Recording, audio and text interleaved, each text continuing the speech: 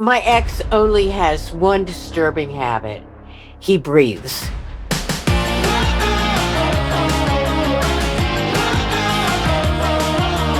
Hello, welcome to this episode of Middle-Aged Millennial MILF Podcast. I'm here with my idol, Diane Fanning. That's right, the Diane Fanning. I mean, us true crime girlies, like, you're it for us. Like, how does that feel I've to be never like, been an it girl before, so that's great. you are?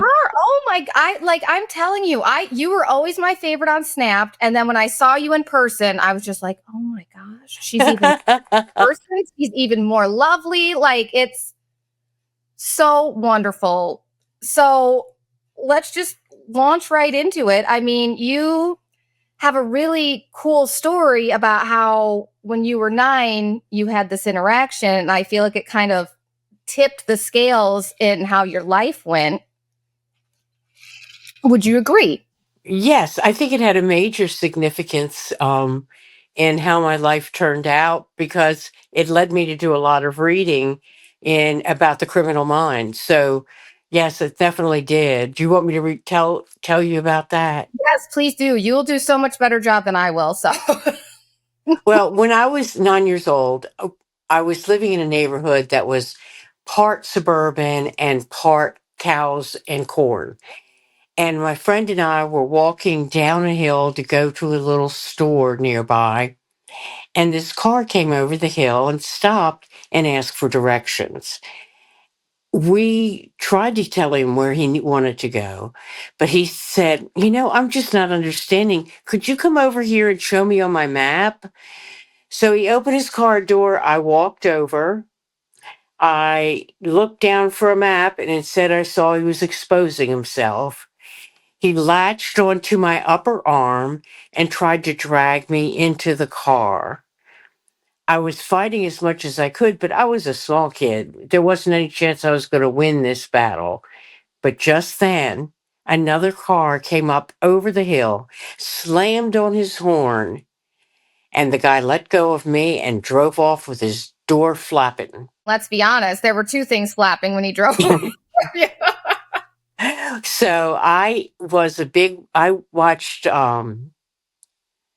Joe Friday on TV with great regularity. Dragnet was one of my favorites. And I knew what he wanted me to do. And that was memorize the license plate. So I did. And I kept saying it over and over under my breath as I went home and told my mother. She reported it to the police. When they stopped his car, they found evidence in the trunk that he had sexually assaulted and murdered an 8-year-old girl the month before. And, I was shocked, um, but I had a way of coping with it that I don't think is typical. It was, I wanted answers to questions. I wanted to know why me. I wanted to know how could anybody possibly do that? So I went to the only place, a young girl should go, and that's a library, looking for answers because there wasn't an internet. So I went to the library. I had to get my parents' permission to sign out books in the adult section.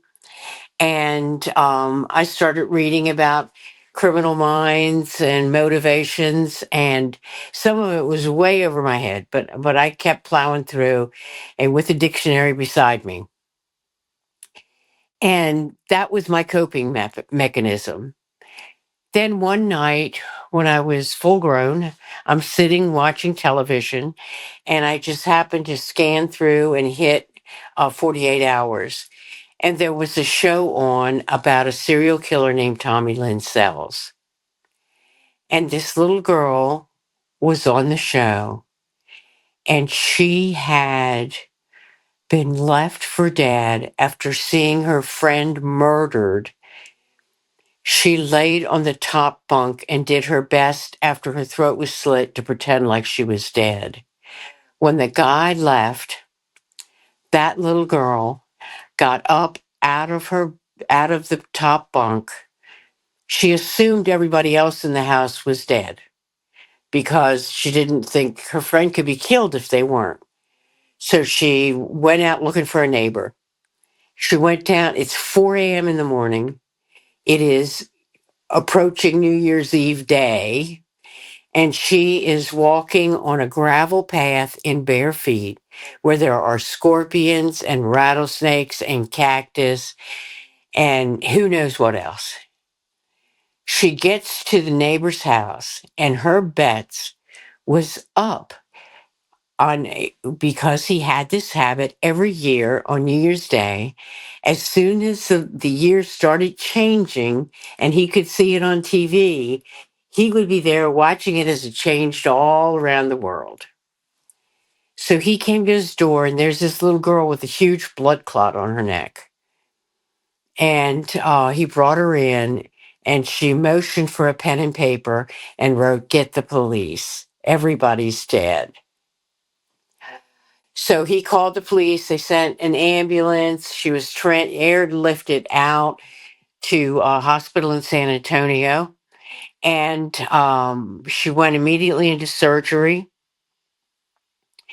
When they took her into surgery, they realized the reason she was still alive was the knife that went across her throat. Although it destroyed her vocal cords, it only nicked her carotid artery,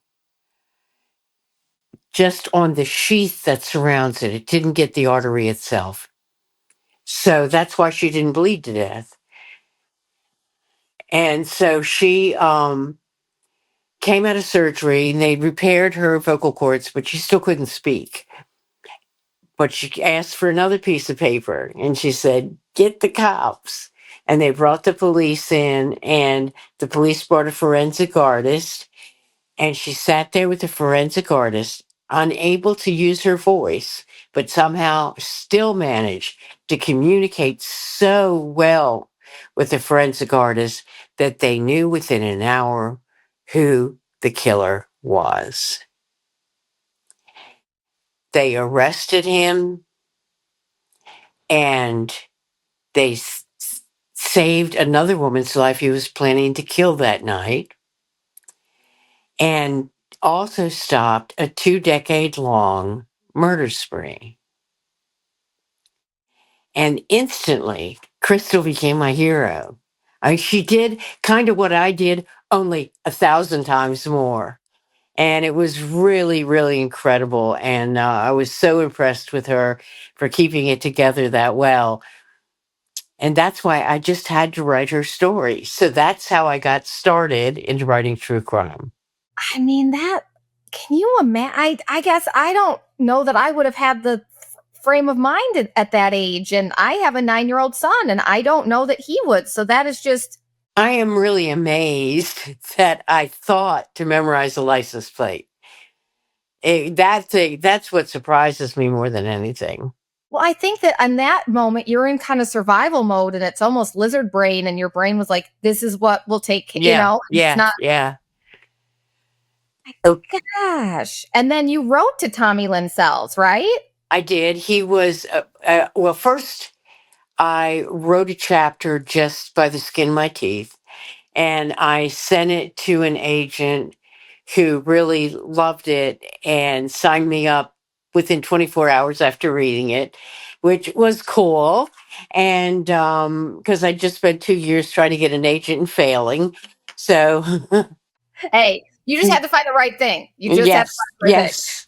And so she proceeded to help me work on a proposal while we were doing that. And I was under contract with her to write the book.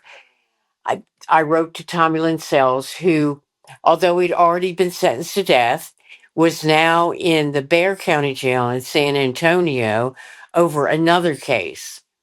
So I wrote to him there and told him I would like to talk to him. And they in that jail they didn't have a formal thing for like journalists or people like that to come in. So I had to go on his visitors list. So I went in to see him. He was there for months. I interviewed him over and over again, went through as many of the crimes as he could remember. he has claimed 72 murders, but he said that was only about three-quarters of the way done. And they have definitely linked him to a little over 20. So, yeah. Um, and it's possible some of the things he says he did were not true. It, I learned a lot about how to deal with a manipulative psychopath in talking to him all those many times. I must have talked with him 20 times, both in the jail and then when he moved up to death row, back to death row. I visited him there too. Um, when when I was on my way up there, my daughter was working for a company in a lab just outside of Houston. So that was kind of on my way. So I stopped by to see her at work and see where she worked. And my daughter introduced me to her boss, said, "This is my mother. She's headed to death row." Well, that was a shocker. Yeah. So we had to explain that one away. But yeah, so I talked to him more up there, and it was just a bizarre situation even going to death row, because when I went there, I could not take anything in with me except my driver's license and a roll of quarters in a clear purse. The roll of quarters was so that I could get things from the soft drink and snack machines if I wanted them. And I also could get a deputy to get things from the machines to give to Tommy. So we talked up there, and then I would come out, and you've got these situation where you go through a door, and you got to wait till it's all locked behind you. There's a few beats, and then the other door will open up. So I'd have to stand in there. It was very claustrophobic. And then it's Sallyport, is I believe what they call them. And then I had to go through all the security and everything and get back outside, jump in my car, grab my notepad, and start writing as fast as I could to get down everything he told me over the previous 2 hours, which was very challenging, but it was an interesting experience, to say the least. I mean, how many killers have you talked to? That's the only one I talk to at great length. Most of them don't want to talk to me.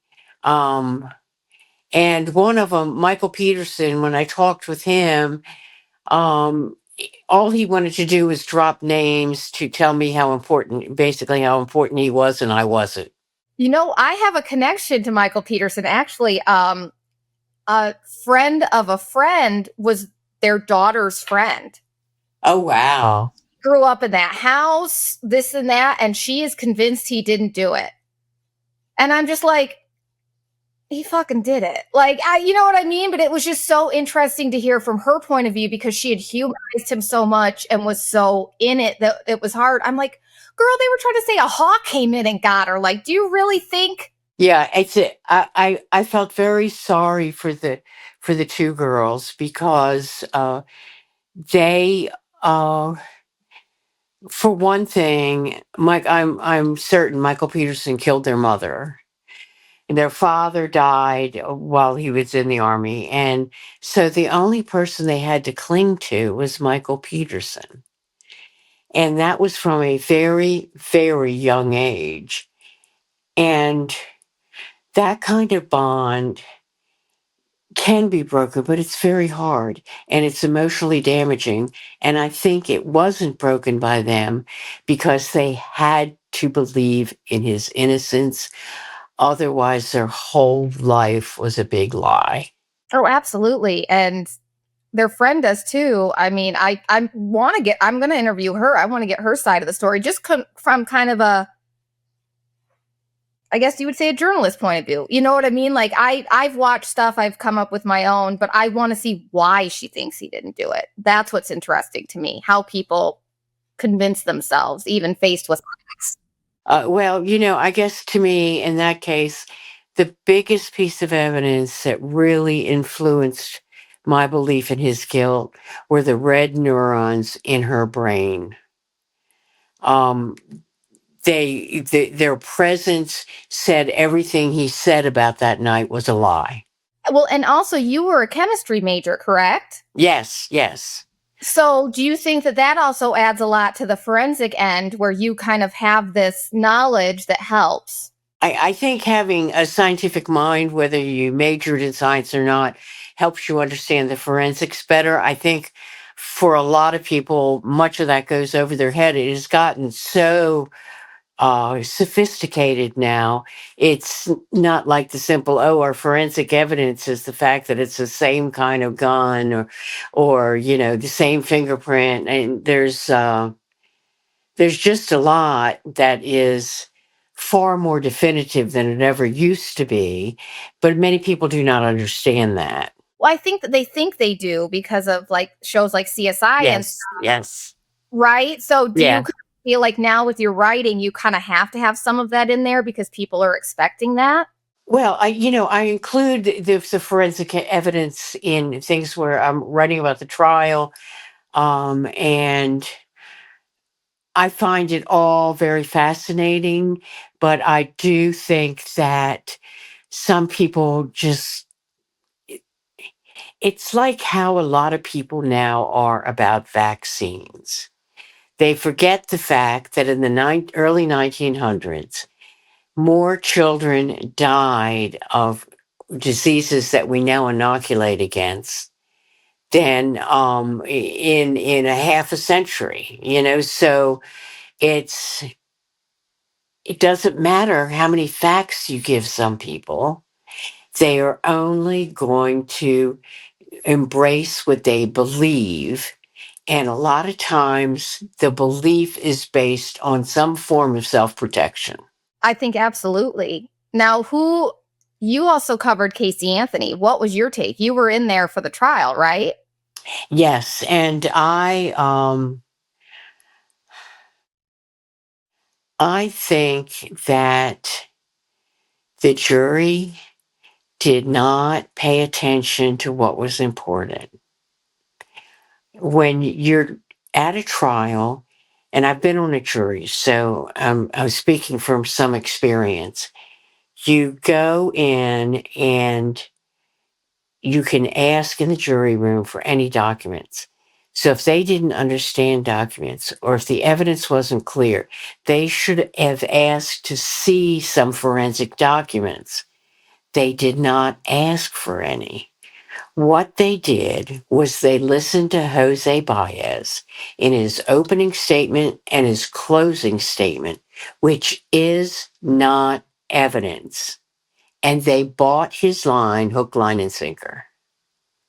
And I think that's what happened. I think they just found him credible and they didn't, look any deeper. I guess good job on her hiring the right lawyer, right? I mean, I guess that's what all defendants want, but I don't know. I really wouldn't want a lawyer who, if I was guilty, to pin the blame on someone else who wasn't guilty. My conscience would have a hard time with that. But honestly, I don't think that Casey Anthony has one. that's exactly, yeah, what I was going to say. When you're evil, I mean, I'm sorry, to kill your own child is just, I'm a mother of two boys. I just can't wrap my head around that. I think she's a narcissistic sociopath. That's my opinion. And now she has like a Substack and she's trying to come back. Like, girl, you got so fucking lucky. I would Yes, just she did. She got go away. very lucky. Because, I mean, look at Jodi Arias. Yeah, She went away. And I felt yeah. like they both were equally guilty. Yes, yes. And her reactions to so many things all along the line, her willingness to tell lies and to walk the cops through that place where she claimed to work, and she was taking them to her office and she didn't work there. It was insane. Well, and what did she think was going to happen? You know what I mean? Like, you're going to Universal Studios, like you said, going to your office. Like, what do you think is going to happen? Or do they just are so delusional that they're like, I can get out of it. I can get out of anything. I think that's what she thought, and she'd gotten out of a lot of stuff in her lifetime, and I think that she believed that at some point they're gonna say, "Oh, you're serious. We don't need to bother." I really think that. She had the pretty privilege. And do you think that that also played a part? You know what I mean? She was a skinny, pretty white lady in Florida. Yeah, it probably did. If I dare say, if she was a woman of color, she would be in prison now. She'd probably be on death row. Excuse me, I'm sorry. She'd probably be on death row, honestly. Possibly, yes. Yes. And that's just what I think is so tough for me. I don't understand how other people don't see that. You know what I mean? Where there's a bias. People amaze me all the time. That's what It's you like, do, right? really? I mean, how does someone come to the conclusion that, oh, murdering my spouse is better than divorcing my spouse? Really? I mean, where's that come from? Well, okay, I do have a story. I didn't murder someone. Let's get this straight. Before you're like, oh my God, she murdered someone. I was in an abusive first marriage.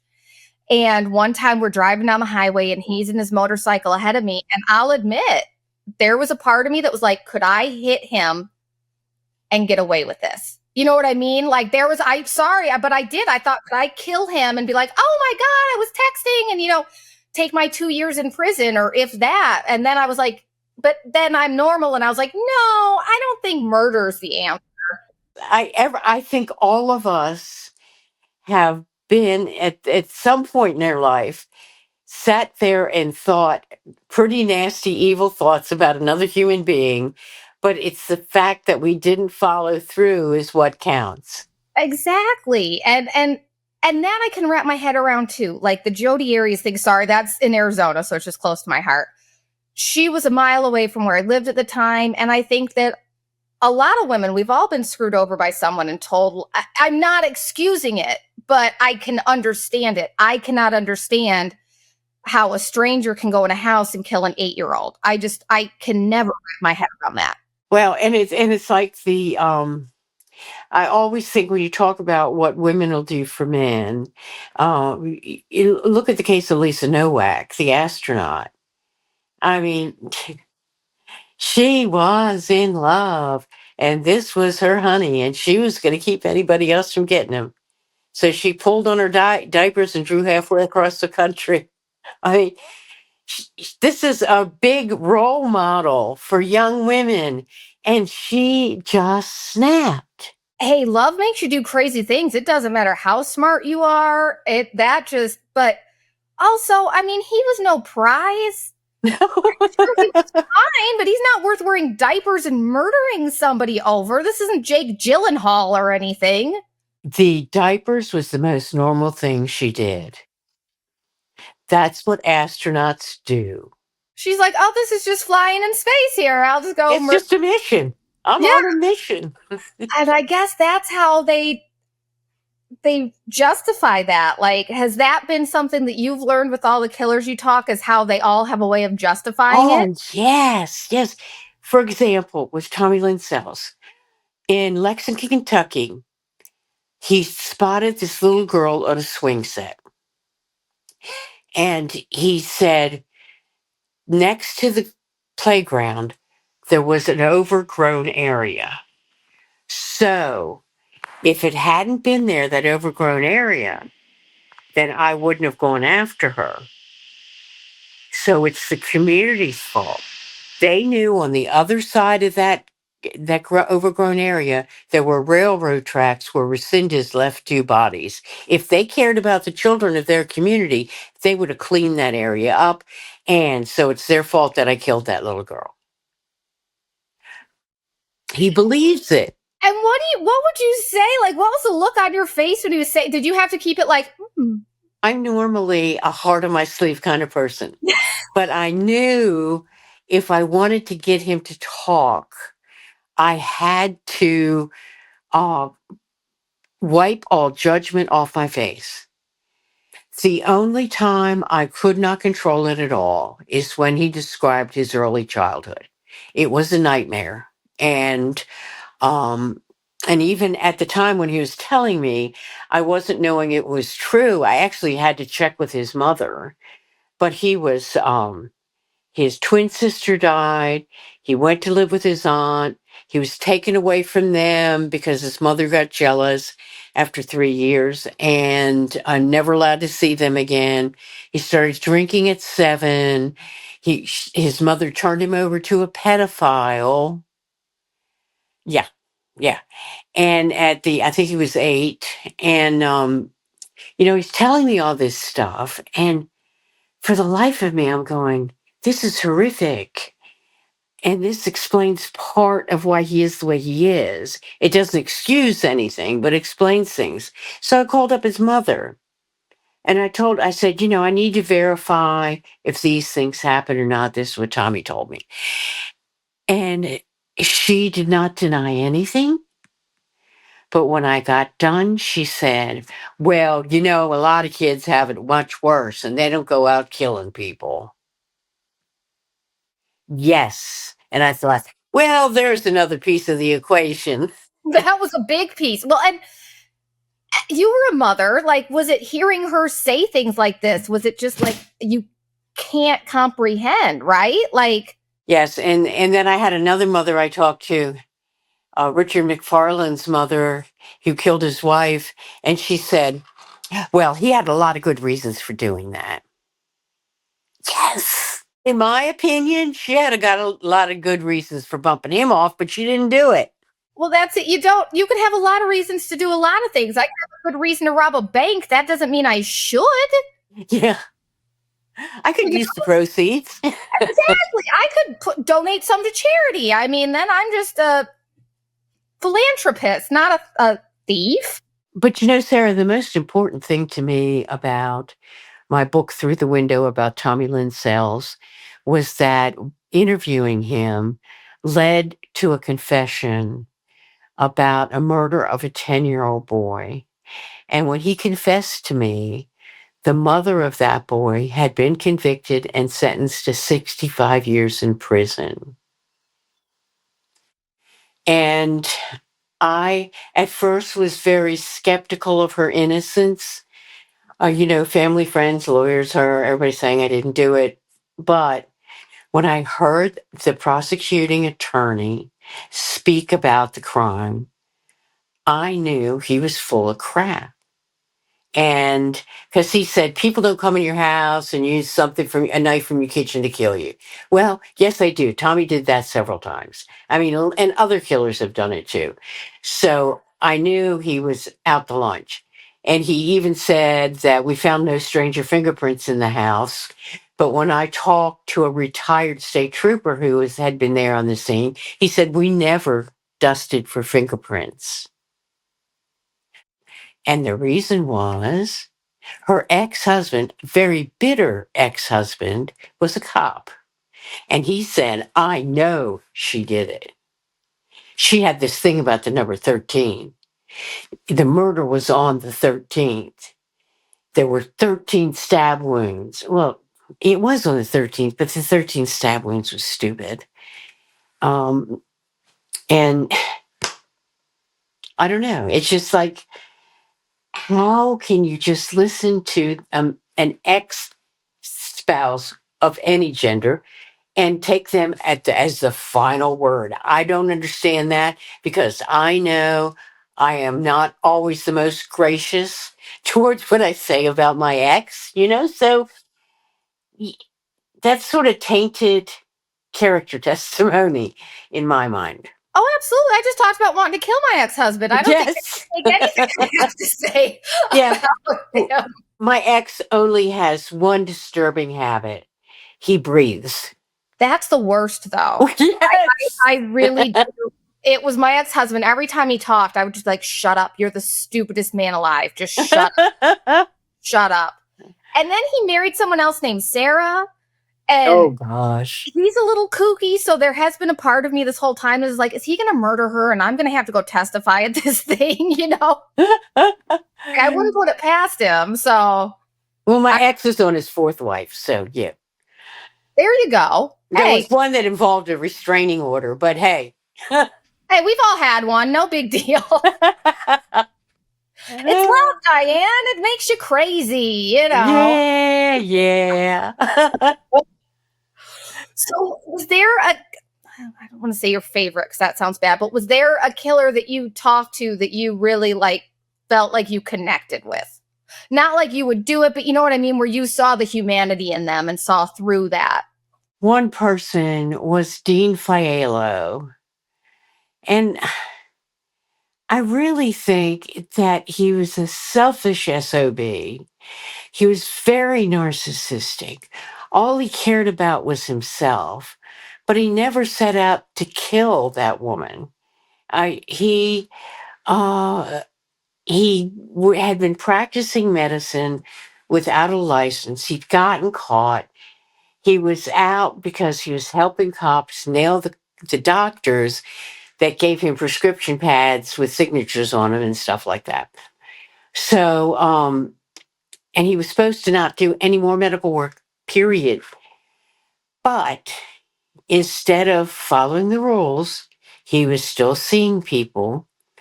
And this woman had a condition called hairy tongue. Now, it's not really hairy, it just has it's cell growth on the tongue. And the answer is to keep scraping, scraping, scraping it till it goes away. But he said, I can take it off with a laser. So she came in to see him, and Maria apparently trusted him, and he injected her tongue with Novocaine. Now, Novocaine is a very sensitive drug as far as dosage goes. Not enough, and you don't get any effects. A little bit too much, and it's disastrous. So he apparently gave her too much, and she started going into convulsions. And he called an emergency room doctor he knew who told him, you are 3 blocks away from an emergency facility. Take her there immediately. Well, Dean knew if he did that, he was going to get caught and he was going to go into Rikers. That was a given. And so he decided to gamble, and she lost. She died. And instead of owning up to what he did, she was a small woman from the Philippines. He stuffed her into his rolling suitcase, rolled her out to his vehicle, took her home to Newark, where he lived in one of those big old Victorian mansions, took her body out to the carriage house, buried it in cement, and then sold the house. Once the house was sold, he left for Costa Rica.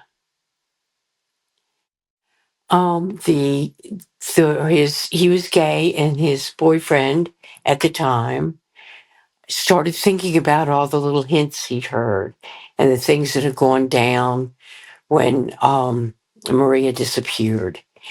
And he decided to go talk to someone in authority about it because he was concerned. And he was afraid that Dean had buried something under concrete one day out in the carriage house.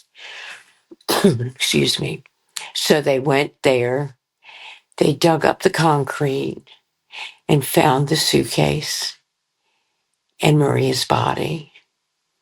And I kept thinking too, that it was, in a way, it was wonderful they found it because their family had been looking for her for 9 months. But imagine the horror of the people who bought that house. They had no idea that they were harboring a dead body. It was horrific. And so Dean did end up going to Rikers. When he got out a couple of years ago, he didn't live long. I don't think he lived much more than a year before he died. But he got out So, at yeah, he least. did get out, although I'm not sure he should have. But he's my accidental killer. And so you just want to go. It's like you're so self-centered. I just want to shake that out of you because I think that there was something worthwhile in that man, but his narcissism got in the way. And that probably is the biggest trait amongst all killers, right? Is the narcissism. Yes, yes.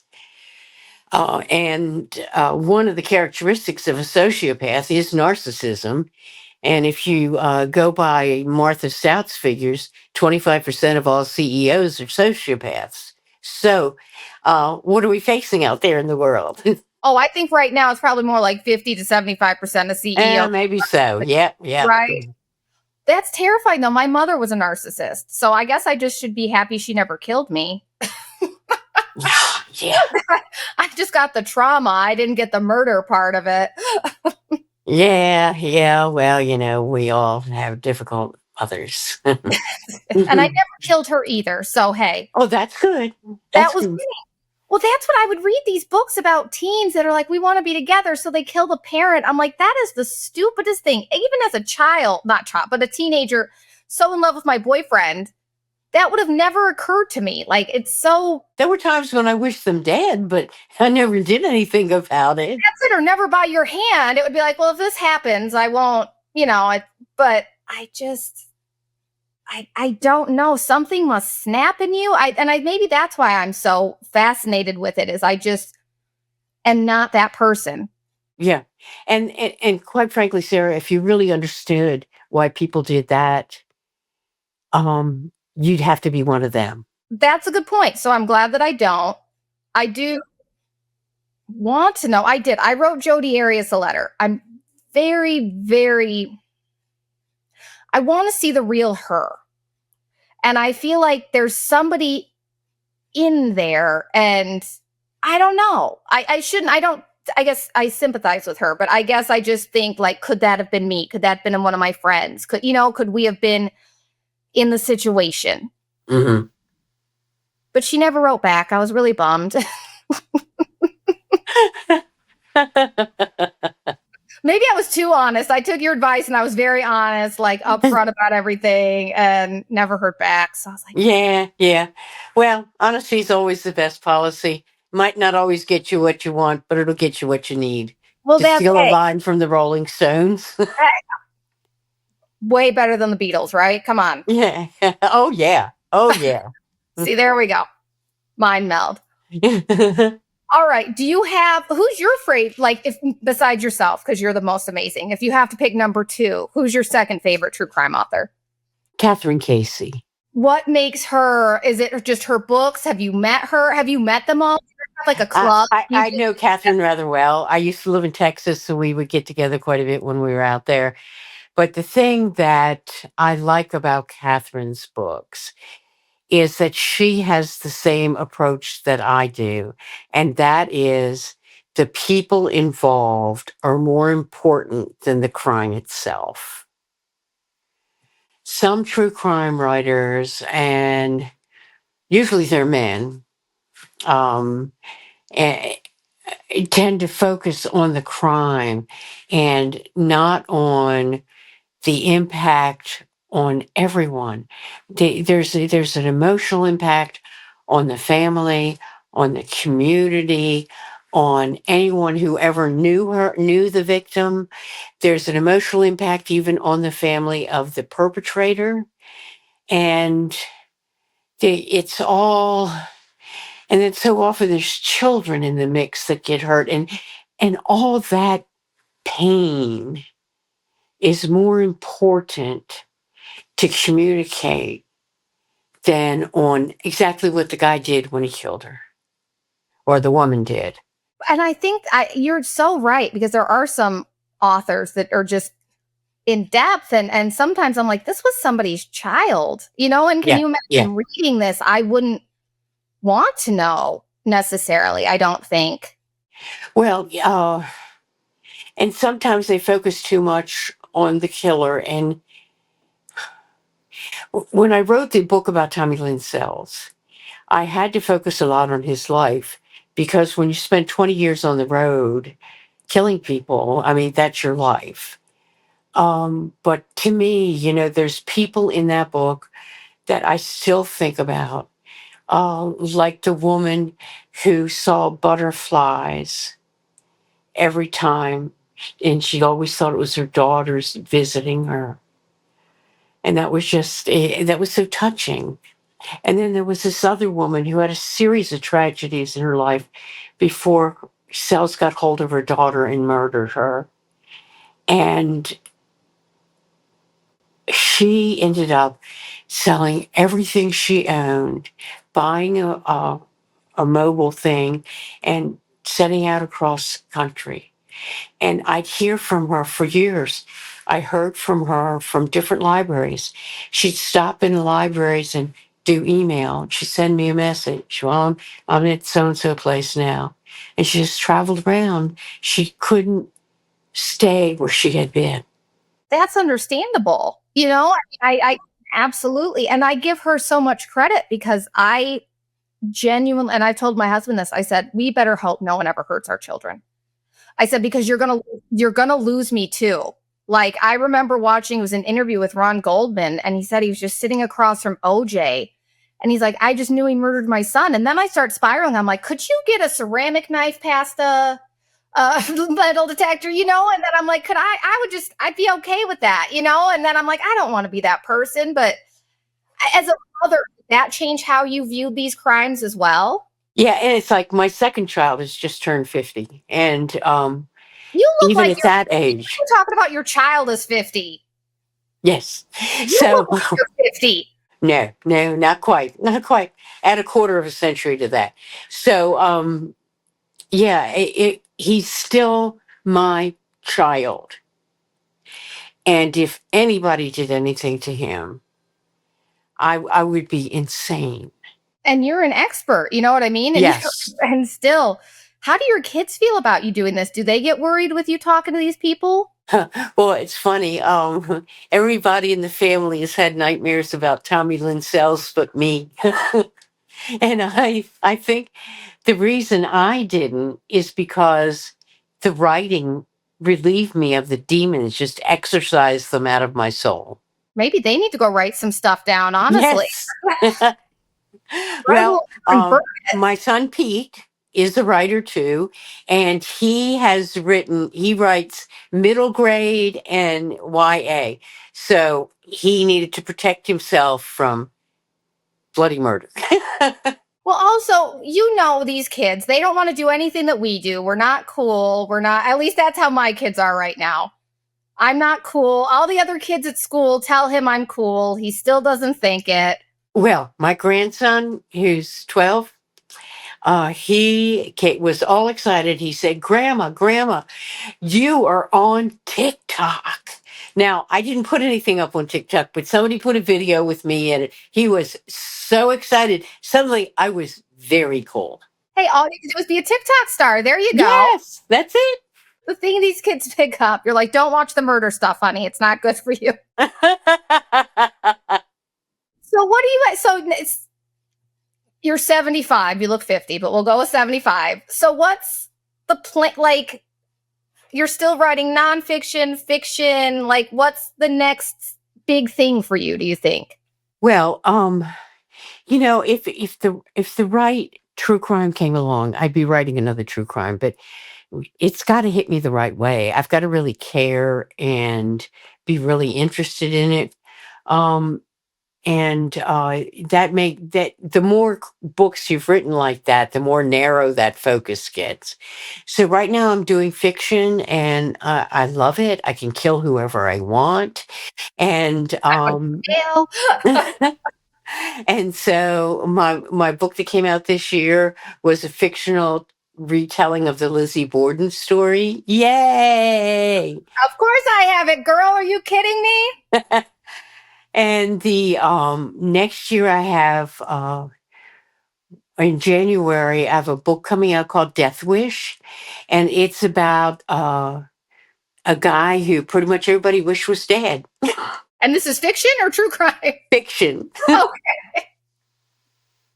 Now, has your true crime also influenced some of the fiction? Because, I mean, you kind of have a more broad Oh yeah. encyclopedia of crime. Well, yeah, and there's little things like from Tommy Lindsell's, I picked up a line he used to always say of "I was left behind." So one of the earlier fictions I wrote, I had a serial killer that he left that on a note at every crime scene. So yeah, I pick up things like that, and I pick up attitudes more than the crimes themselves. I pick up people's attitudes and how people interact and in the aftermath of a crime like this. And and there's so many people out there, God bless them, they're carrying burdens of guilt. If I'd only been there, if I'd only said this, if I'd only done that. And it's not something you can do. You can't prevent bad things, no matter how much you wish you could. Well, and then I'm assuming Tommy, he was executed, correct? Yes, he was. Were you there for the execution? No, originally he wanted me there, and then when I said no, I won't claim his body. Oh, he Um, wanted you to claim his body? yes, and he wanted to have it, buried somewhere other than up there by death row. And I was just a little too expensive and weird for me. And I told him I wouldn't do that. And then he didn't want me to be at his execution anymore. Why would you? What are you going to bury it in your family plot back home? Like, Yes. here's this serial killer I interviewed, guys. No big deal. He's my buddy now. Like, Yeah. I even looked into how cheap it could be to get a body cremated, and that was just, more than he was worth. I'm sorry. were you married at the time? Yes. I'm sure your husband was like, "We're not paying for this." I know. Right. Like, I indulge a lot of stuff, Sarah, but I am not paying for this. I'd be like, "Oh." And here's in a way, he did a lot. I owed him something because he did a lot for me. He got me my first book contract. He enabled me to get a wrongfully convicted woman out of prison. And he also taught me an awful lot about, how deeply depraved psychopaths are. And so I did owe him something, but that was a step too far. And because he took his toll on me in other ways, like the Texas Rangers telling me, well, whenever we move him, like if we have to take him down to the coast to go to the the medical center there, you need to make sure you have an escape plan because he'll be coming for you. I thought that was crazy. So I took his letters and I went to see a forensic psychiatrist and a psychologist. And I showed him some of his letters and stuff. They both said, "Yeah, girl, if he gets out, he's coming for you. But he's not going to want to hurt you. He's going to want you to run off with him. And when you don't, that's when he's going to hurt you." And I'm going, "Oh, jeez." What did you get yourself into? I'm sure. Yeah. But also, he may have given you that, but think about everything that you gave him. Genuinely. Yes. He kept saying he was left behind. He was left behind. You never left him behind. No. And you were maybe one of the few people in his life to ever listen objectively. Yeah. So I would say that your slate is clean. You didn't owe him anything. You gave him more than you got, honestly. Well, and I guess when he talked about me coming to his execution, and I agreed to do that, and that was something that I think fit into that category and also would provide me with an experience that is relative to my profession. So it made sense. Have you ever been doing an execution? No, I have not. And it was not something I would ever look forward to. It's I don't think, hopefully nobody does. I mean, it never looks good, and it's also nice and clean on TV. I mean, from everything we hear, yeah. No, it's not. And I don't know. I suppose that if I were facing the death penalty, I don't think I'd want anybody there. But I guess if I did something so bad to warrant the death penalty, then I wouldn't think that way because I wouldn't be me. That's it. No, you'd be like, I want the audience. I want everyone to see me when I go out, I'm sure. Yeah, yeah. So do you like being like on the shows about this stuff, like on Snap, 48 Hours? Do you like being someone that they go to as an expert? Like, does that feel good? It's fun. It's fun and it's validation. So, it's and I've met some incredible crew members over the years and I've enjoyed that very much. Uh and some of them have been my I guess my favorite crew was from Australia. And they did things like bring me little bitty koala bears and Australian wine, and you gotta love people for that. Heck yeah. So you were in Australia and they did this? No, they came to me. I was like, whoa. Yeah, I've also had Japanese uh, team come to me too. So, which was really weird, and I'm wondering how is anybody going to understand what I'm saying? And I thought, well, they probably have a closed caption thing. No problem. They're just interviewing you. So they could figure that out. Have you Yeah. thought about like doing a documentary or anything on Tommy Lynn Sells? I mean, you're the expert and it's so big right now. Or is it just Well, that yeah, but I like writing. And if I do that, I don't have time for writing. And it's like Michael Connolly said the other day. He said, I used to try to write scripts for my TV shows, but I realized that it's a whole lot different from writing a book, and I didn't really like it, and I wasn't very good at it. So that I'm avoiding even having that to consider.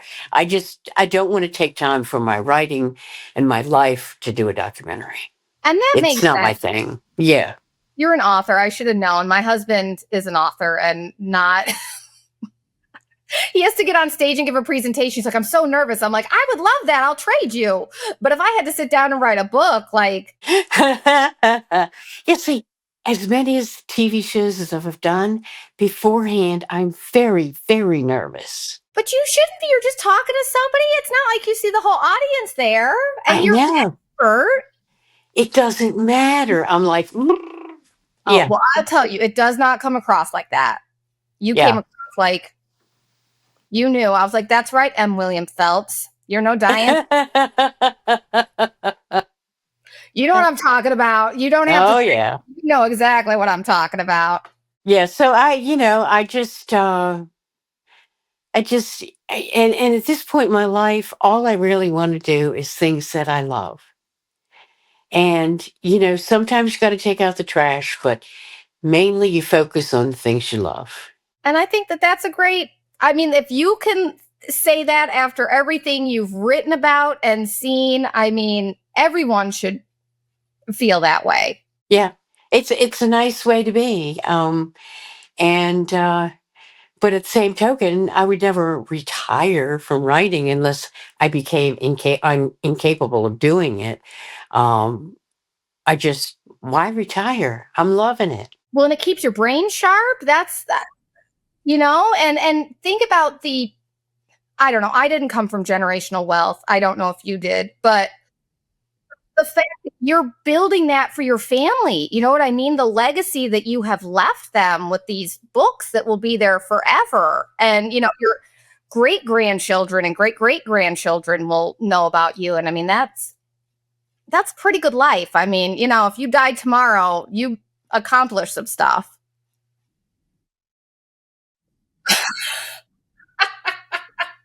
Oh, you are delightful. Do you know that your beautiful shining face in the face of all this? Like I said, this was a great honor and I so respect and appreciate your time. Well, thank you so much, Sarah. It's very nice to be appreciated. And as you know, no matter how good you are at anything, there's always somebody who wants to kick you in the shins. So when I find somebody who appreciates me, it's very nice. Well, hey, if they have a problem with you now, they can come through me. Okie dokie. I'll send them your way. I'll be like, don't you talk about my Diane like that. I'm one of those people, I will say what I want to say and I don't care. I'm apparently intimidating. I don't think I am, but I've been told this a lot recently. So I'm like, Well, the red hair does give you an advantage in intimidation. it must, but I dye it. I got so lucky. My youngest son has red hair. He popped out and they're like, oh, he got your hair. I'm like, yeah. Then people started saying that when he was old enough. He's like, she dyes it. I'm like, shut up. Let mommy have the dream. Oh. Well, I have to say, if you ever do a true crime again and you need any help or just a driver or anything, I would love to be a part of it. And if you talk to Jodi Arias, send her my way. I won't send her your way, but I'll see what I can do to connect. We could be friends, and I could be like, oh my God, Diane, Jodi said this crazy shit today. Can you believe this? Everyone check out Lizzie. It's amazing. I love the mix of fiction, nonfiction. That's a gift. Hopefully I hear from you again, and this is not the end. We got on here after all this trouble. It was meant to be. Yes. It was a good interview. Thank you so much. Thank you so much, Diane. I wish you nothing but the best. I hope your family does amazing. You look 50, you look beautiful, and I can't wait to read your books the rest of my life. Oh, good. I'll keep writing them. Make today your bitch. I'm Sarah Strickland, your host. Thank you, Diane. Everybody check out her books. I'll see you later.